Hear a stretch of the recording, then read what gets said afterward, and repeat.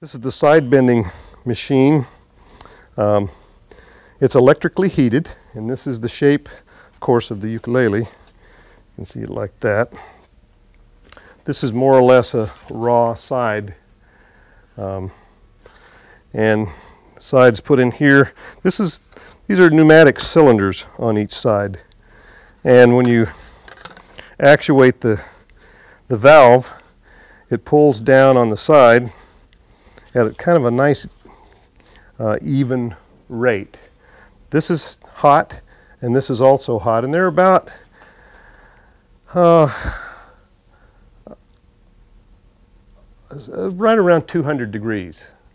Not too hot. We don't want to burn the wood, but as it pushes down, it'll bend the waist, and then when the waist is bent, I kind of pull down on these manually, and I have clamps that clamp on each end with bungee cords, and they pull it down till it wraps around.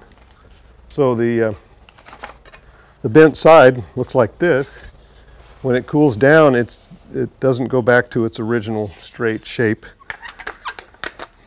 If I could get this in here without breaking it. There we go. So there, that's what it looks like when the side is bent. And these are being, of course, pulled down by bungee cords. And as soon as, what you do is you soak the side, not for too long, maybe 15 or 20 minutes per side. It doesn't need a lot of water. It just needs the water to stay cool. It's not really a steam process. It's a heat process. And by the time you're done bending, the water's gone. So when you take it out, it's pretty dry. Is there a certain shape that is better, or does the tone matter? You know, like the shape. Well, shape matter? I think shape is a matter of style. My ukes, you can see. Does it sound differently with the shape, or? It could. I think everything affects the sound of the instrument. I don't know how much the shape affects it.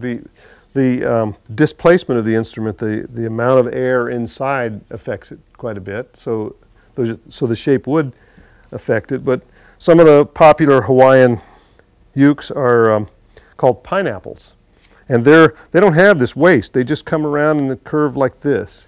They don't have a waist, and they're called a pineapple uke, and they sound fine.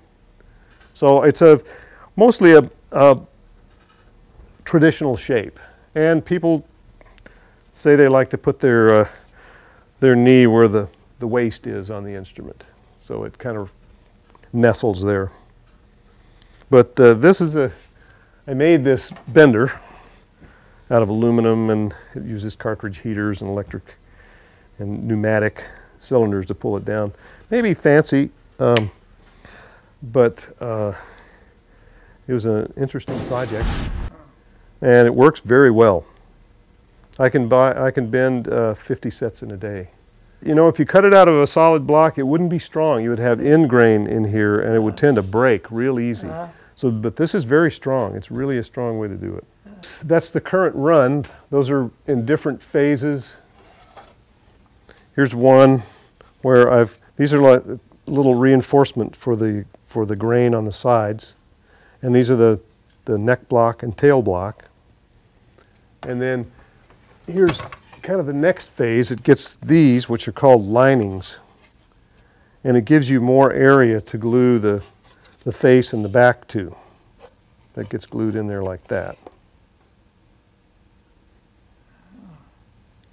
So that's all that little lining does, and I make those the same way I make the sides. In fact, they're made out of sides that I might reject and on this bending machine.